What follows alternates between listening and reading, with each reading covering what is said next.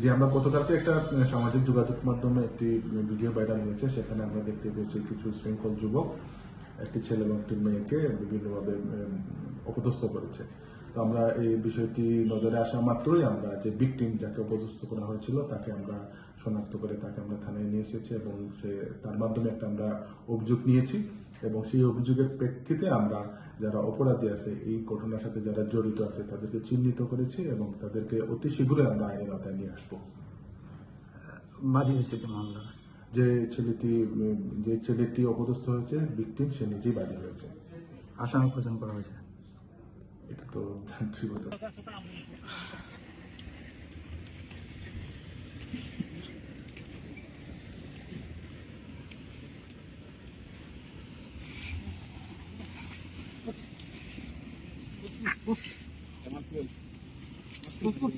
দেখি না আমার ষোলো পয়সা কই হ্যাঁ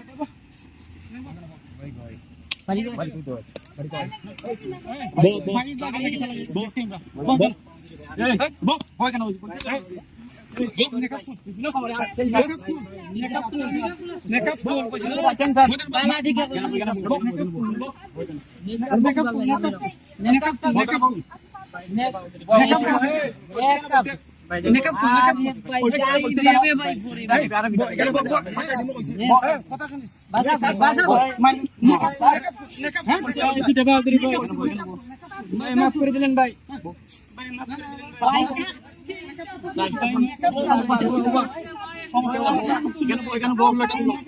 ভাই তারপর যে সাথে ভদ্র ভাষা কইরা